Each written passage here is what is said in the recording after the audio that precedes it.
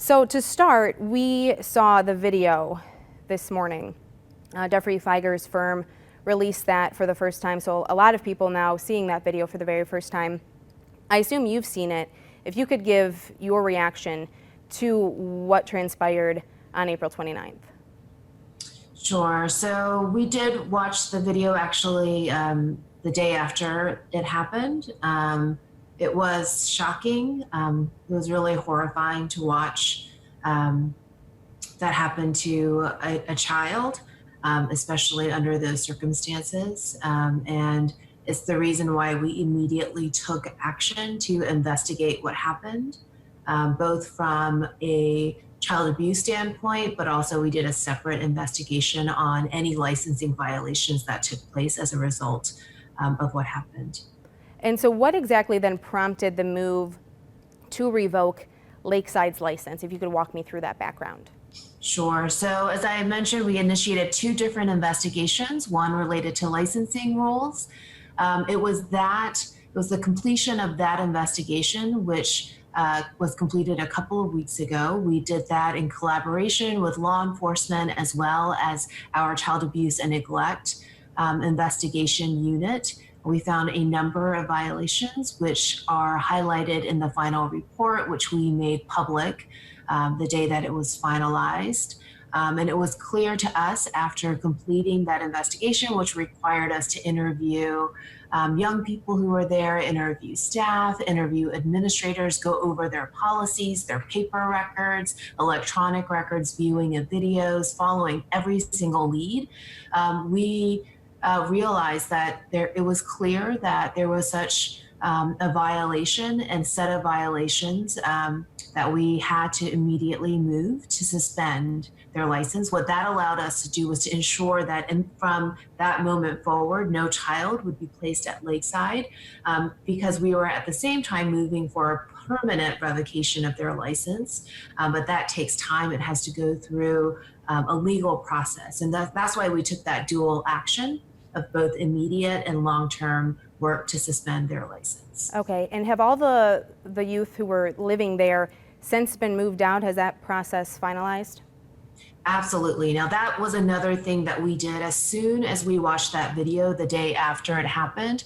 We realized that that facility was not a safe place for any child, not just kids that we had direct oversight and responsibility for, but the dozens of kids who were placed there from other states. And so we immediately worked around the clock to move every single one of those young people into another location that was safe and could provide them with both the physical, emotional, and mental health safety that was needed. And we worked with other states to make sure they could get their kids home. Remember, Lindsay, this was in the height of the COVID-19 response.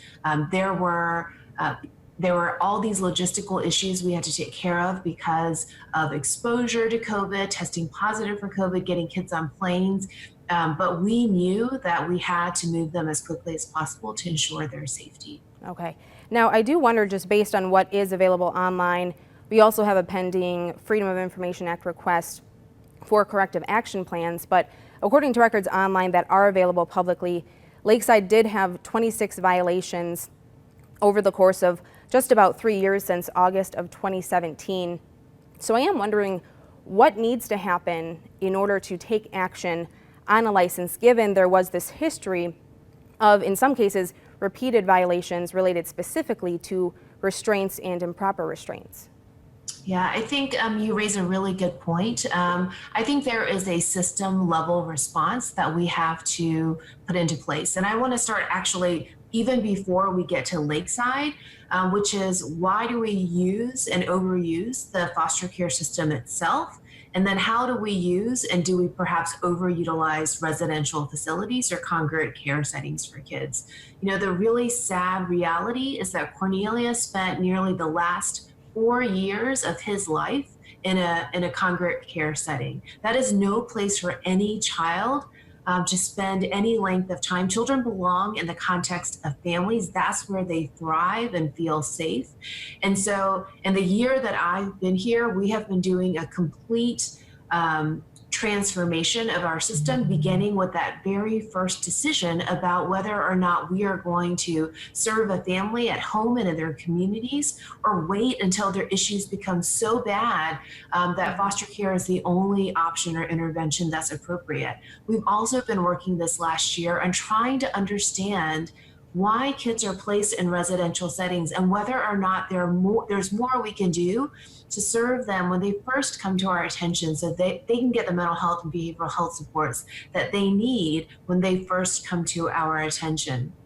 Having said that, there are absolutely things within the licensing process that we have to improve. We have got to totally overhaul how we monitor and provide oversight over facilities.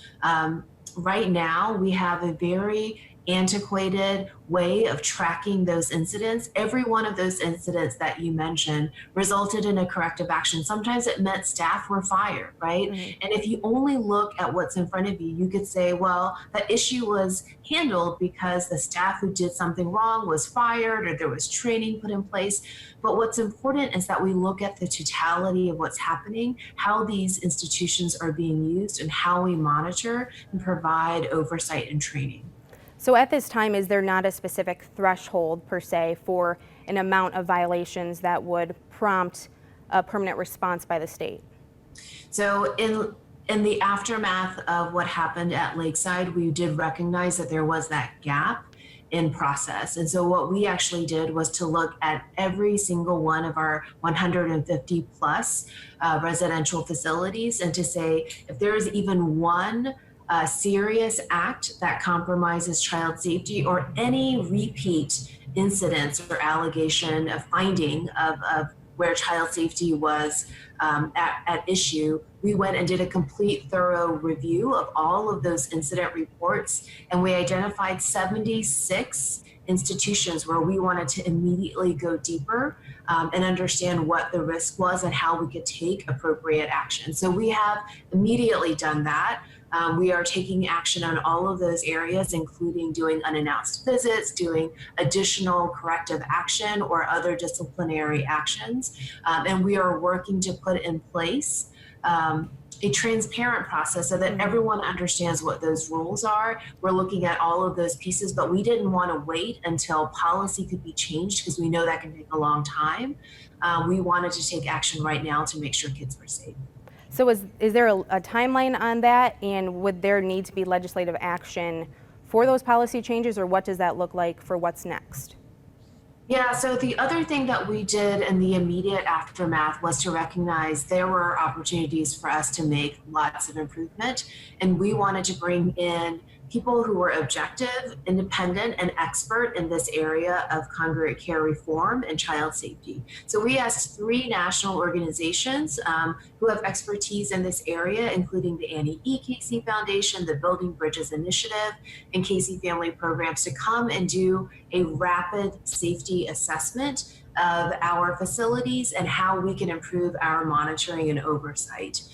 We are waiting for their final report. We've gotten a preview of what they've identified for us. And one of those things is to, in fact, review our policies, perhaps look at statutory changes that we need to make. And we are looking at it in those 3 buckets. What can we do right now?